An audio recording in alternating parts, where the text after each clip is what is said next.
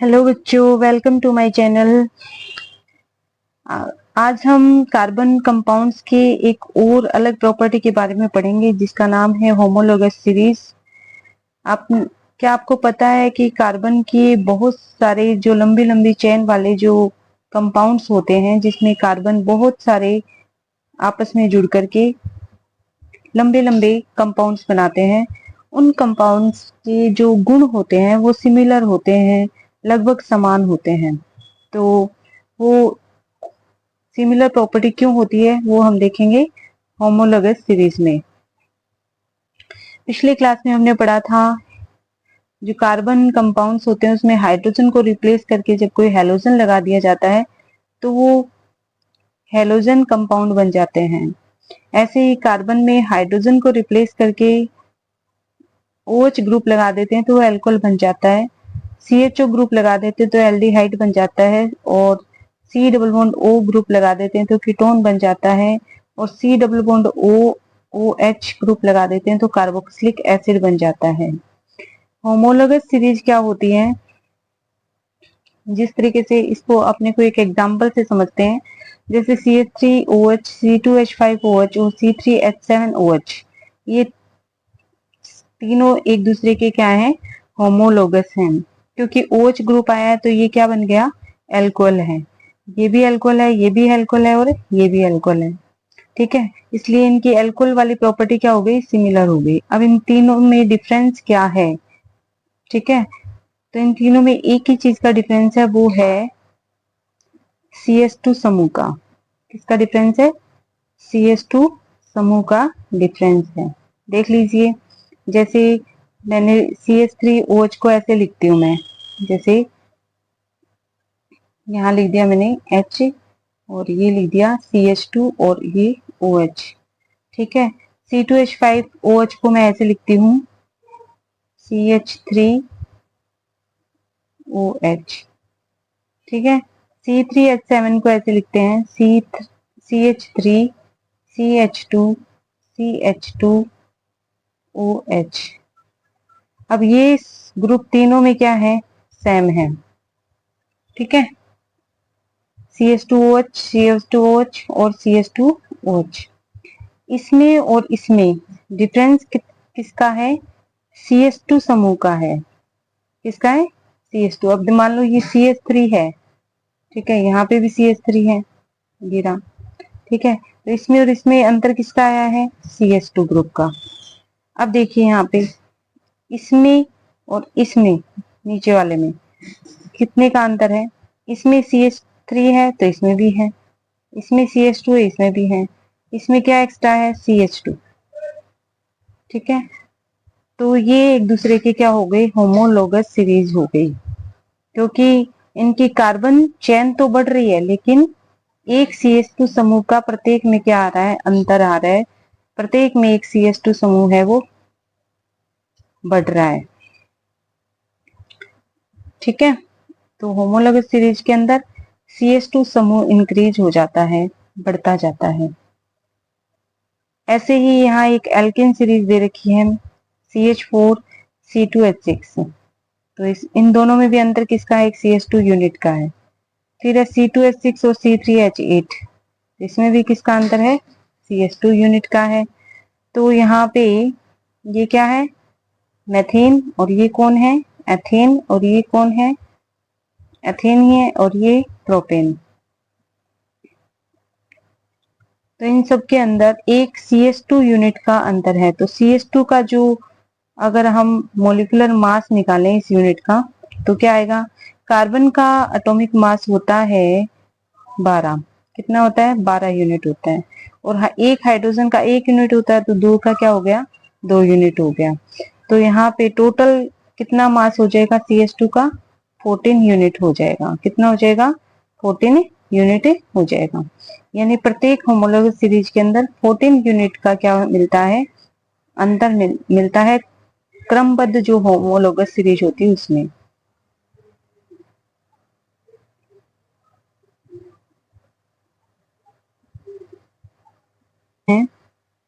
एक example alkene series का लिया हुआ है। एल्किन सीरीज में वो सारे कार्बन कंपाउंड आएंगे जो CnH2n सूत्र को या फॉर्मूले को फॉलो करते हैं, वो सारी क्या होती हैं, एल्कीन्स होती हैं। और जो CnH2n-2 फॉर्मूले को फॉलो करती हैं, वो सारी क्या होती हैं, एल्काइंस होती हैं। तो हमें अगर होमोलोगस सीरीज को देखना है तो हमें एल्केन, एल्कीन और एल्काइंस के फॉर्मूले को अप्लाई करके देखना है। जिसका फॉर्मूला लग जाए वो उसी सीरीज का क्या है, होमोलोगस है।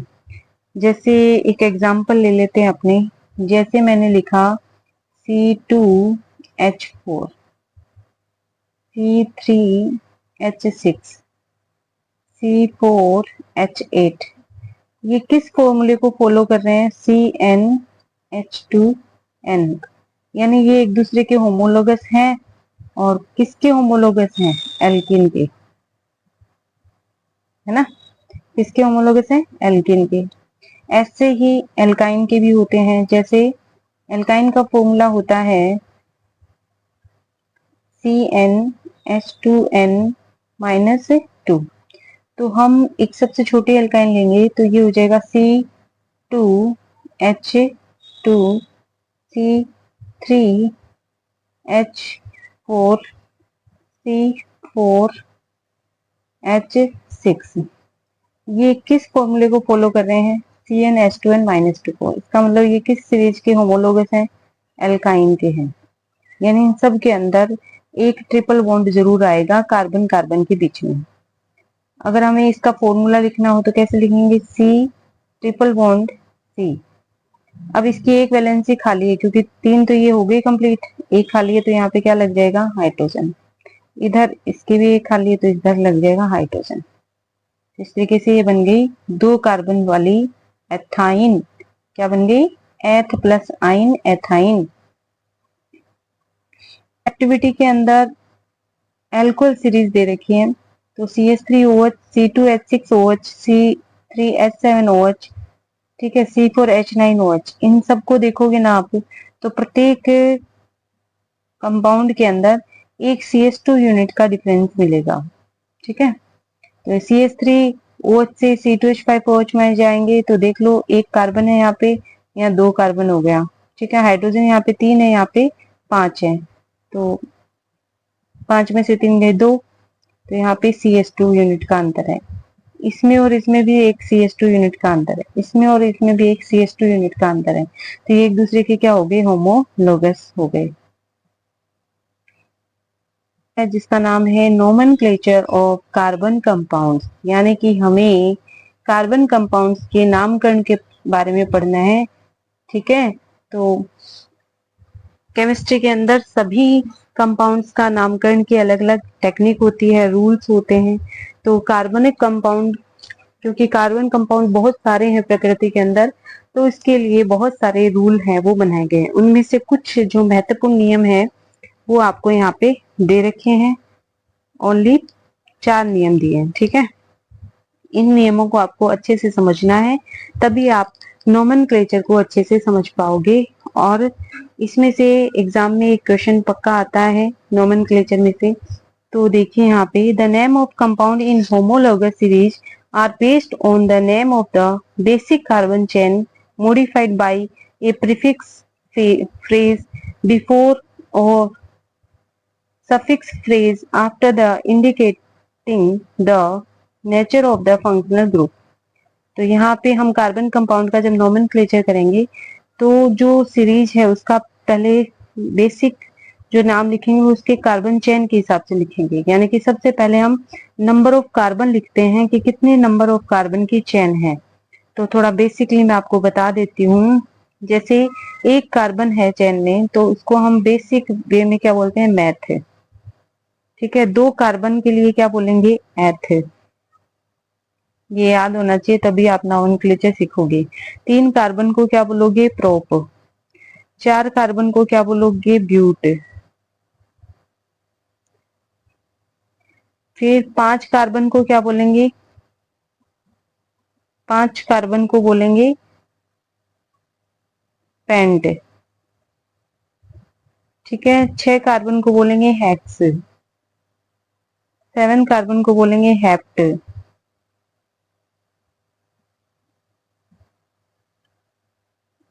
और 8 कार्बन को बोलेंगे ऑक्टेट।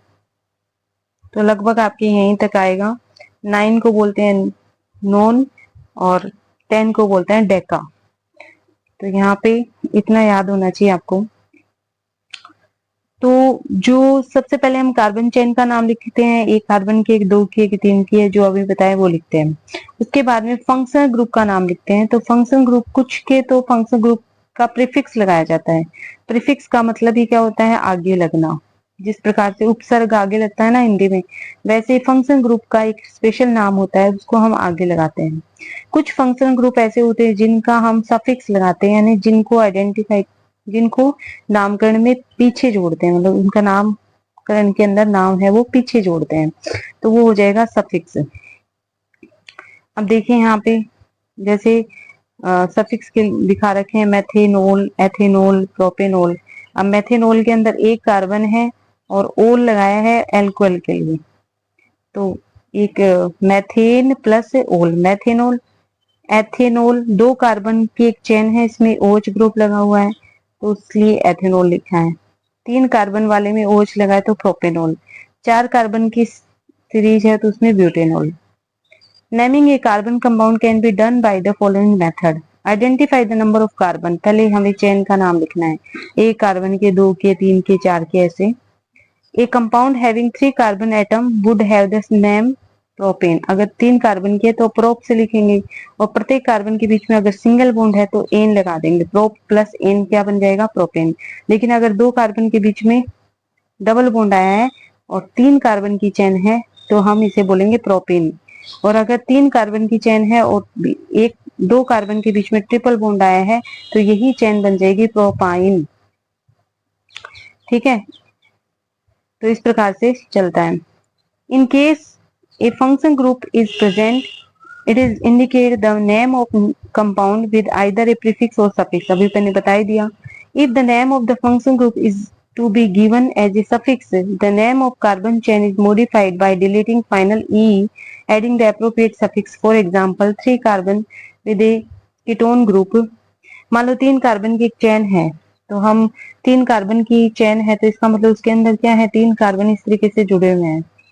ठीक है, प्रत्येक कार्बन कार्बन के बीच में क्या है, सिंगल बॉन्ड है। तो ये प्रोप प्लस एन वाली कंडीशन तो होएगी।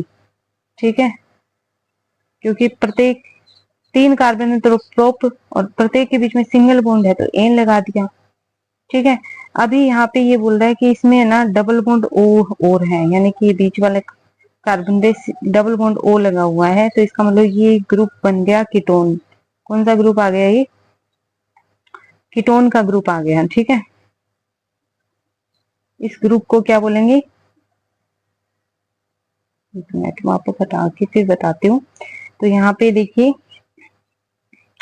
ये कार्बन है, ये कार्बन है, और इसमें ये बीच वाले कार्बन के अंदर डबल बॉन्ड ऑक्सीजन लगाया हुआ है, तो इसका मतलब ये जो कार्बन है बीच वाला, इस कार्बन के अंदर क्या है,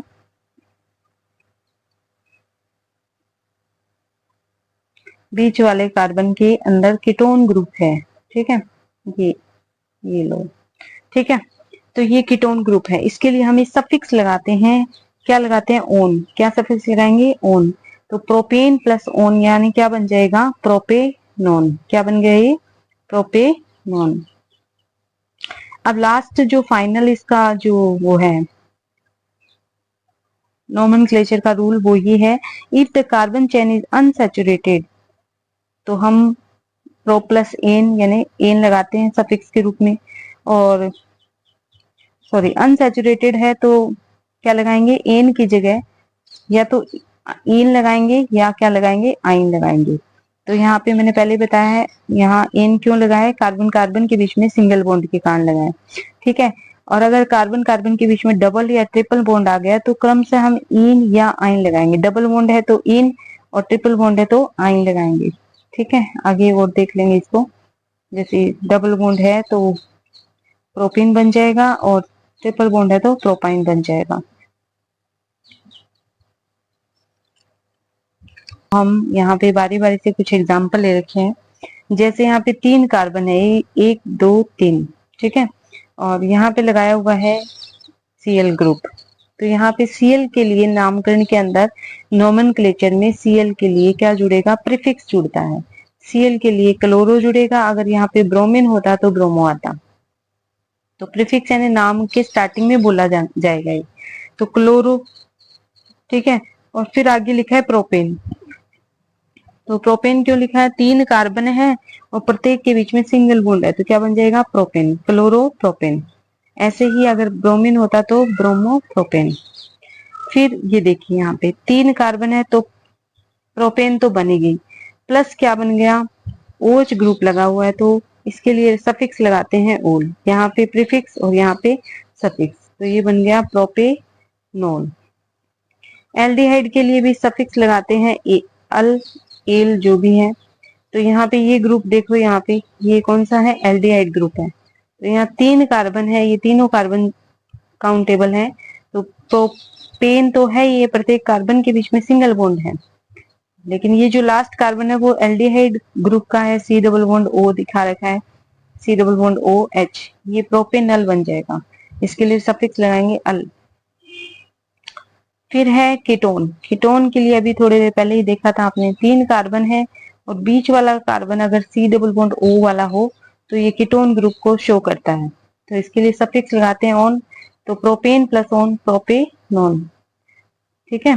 कार्बोक्सिलिक एसिड में ओइक एसिड सफिक्स लगेगा। तो यहाँ पे भी 3 कार्बन है लेकिन अंतिम कार्बन में ग्रुप है C डबल बॉन्ड OOH। देखो इसमें और इसमें और इसमें ज्यादा अंतर नहीं है, इसमें C डबल बॉन्ड O और ऊपर क्या है CH बॉन्ड है, यहाँ पे C double bond O OH bond है, तो ये बन गया प्रोपेनोइक एसिड। 3 कार्बन है, propane plus oic acid, propanoic acid. फिर डबल बॉन्ड के लिए हम क्या लगाते हैं, सफिक्स इन, और ट्रिपल बॉन्ड के लिए क्या लगाते हैं, आइन। तो यहाँ पे 3 कार्बन वाली प्रोपाइन है और ये 3 कार्बन वाली प्रोपेन है। तो ये समझ में आ गया होगा, समझ में आ गया। अब कुछ क्वेश्चन है। पहला क्वेश्चन है, how many structural isomer can you draw for pentane. तो पेंटेन के लिए कितनी स्ट्रक्चरल आइसोमर बन सकती है। तो देखो भाई, पेंटेन का मतलब 5 कार्बन की एक चेन है जिसमें प्रत्येक कार्बन के बीच में सिंगल बॉन्ड है, इस तरीके से। तो ये ऐसे कार्बन चेन बन जाएगी, एक तो सीधी नॉर्मल प्रोपेन, सॉरी पेंटेन बोलेंगे इसे, नॉर्मल पेंटेन, क्योंकि सीधी सीधे एक ही लाइन में जुड़ गई। अब देखिए दूसरा, इस तरीके से भी इसको जोड़ सकते हैं, कार्बन कार्बन के बीच में सिंगल बॉन्ड है, 4 कार्बन हमने ऐसे जोड़ दिए, 1 2 3 4। अब 5वां कार्बन हम यहाँ जोड़ देते हैं, ठीक है। तो ये जो ग्रुप होता है ना, जिसमें इस तरीके से एक कार्बन से 2 CH3 ग्रुप जुड़े हुए होते हैं, तो ये कंडीशन आइसो की होती है, आइसो बोलते हैं इसको, इस ग्रुप को, यहाँ पे CH हो जाएगा, तो इस ग्रुप को बोलते हैं आइसो। तो आइसो पेंटेन है ये, ठीक है, आइसो पेंटेन। यहाँ भी हाइड्रोजन जुड़ेंगे इसकी वैलेंसी पूरी करने के लिए, यहाँ भी जुड़ेंगे, ठीक है। तो ये आप जोड़ करके देखना कितने जुड़ेंगे, जैसे यहाँ पे एक वैलेंसी पूरी हो रही है तो इसके पास में 3 जुड़ेंगे, ऐसे यहाँ पे इसकी आगे पीछे 2 वैलेंसी कंप्लीट हो गई, 2 हाइड्रोजन जुड़ेंगे ऊपर नीचे, यहाँ पे भी ऊपर नीचे 2, यहाँ पे भी, यहाँ पे भी, यहाँ पे भी, ठीक है। तो अब तीसरा तरीका ये है कि मान लो 5 कार्बन है अपने, ऐसे भी तो जुड़ सकते हैं, 1 2 3 4, ठीक है, ऐसे भी जुड़ सकते हैं। और ये जो बना है ना अभी, इसमें बीच वाले कार्बन की चारों वैलेंसी, चारों कार्बन ने बैलेंस कर दी, और ये जो 4 कार्बन है इनके पास में 3 हाइड्रोजन लग गए, तो इसे बोलते हैं नियो ग्रुप। और इसमें 5 कार्बन है, प्रत्येक सिंगल बॉन्ड से जुड़े हुए हैं, तो इसलिए ये भी पेंटेन है, नियो पेंटेन। तो समझ में आ गया। पेंटेन को 3 तरीके से हम लिख सकते हैं, पेंटेन के 3 आइसोमर हैं, ठीक है। आइसोमर क्या होते हैं, जिनके पेंटेन है जिनका मोलिकुलर फॉर्मूला तो सेम होता है। पेंटेन का क्या होता है, CnS2n+2, इस फॉर्मूले को फॉलो करती है पेंटेन, क्योंकि 5 कार्बन है और 5 कार्बन में हाइड्रोजन कितने हैं, 5 दूनी 10 और प्लस 2 यानी 12। मैंने जो 3 तरीके लिखे हैं उन सब के अंदर 5 कार्बन है और 12 हाइड्रोजन है, लेकिन 3 तरीके से कार्बन है वो जुड़ रहे हैं। ठीक है, इसमें मॉलिक्यूलर फॉर्मूला तो यही रहेगा तीनों में ही, लेकिन तरीका जुड़ने का चेंज हो गया तो वो बन गया आइसोमर। जब मॉलिक्यूलर फॉर्मूला सेम रहता है और स्ट्रक्चर चेंज हो जाती है तो उनको बोलते हैं स्ट्रक्चरल आइसोमर। नेक्स्ट क्वेश्चन है, what are the two property of carbon which lead the huge number of carbon compound we see around us. तो हमने दो प्रॉपर्टी लास्ट क्लास में, पिछली क्लास में पढ़ी थी। तो एक तो कार्बन है क्या करता है, टेट्रा वैलेंसी दिखाता है, 4 वैलेंसी है कार्बन की, और एक कार्बन कैटिनेशन प्रॉपर्टी दिखाता है, यानी कि कार्बन कार्बन से जुड़ के लंबी लंबी चेन बनाता है। तीसरा क्वेश्चन है, what will be the formula and electron dot structure of cyclopentane. तो साइक्लोपेंटेन की इलेक्ट्रॉन डॉट स्ट्रक्चर कैसी होगी, तो पहले हमें साइक्लोपेंटेन बनाना है। पेंटेन है यानी 5 कार्बन है, ठीक है, तो और साइक्लो है तो पांचों कार्बन इस तरीके से बंद एक सर्कल बनाएंगे, बंद स्ट्रक्चर बनाएंगे ऐसे, ठीक है। और यहाँ पे देखिए इस कार्बन की 2 वैलेंसी कंप्लीट है, एक ऊपर बॉन्ड बना रहा है एक नीचे। अब ये 2 खाली है तो यहाँ पे 2 क्या लग जाएंगे, हाइड्रोजन, इस तरीके से। इसके भी 2 हाइड्रोजन, इसके भी, इसके ऐसे।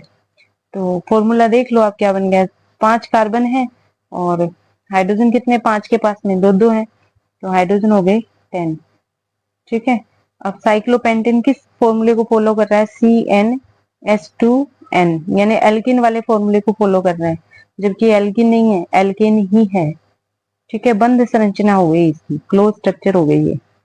क्लोज स्ट्रक्चर में साइक्लो की जो क्लोज स्ट्रक्चर होती है वो एल्किन का फॉर्मूला फॉलो करती है।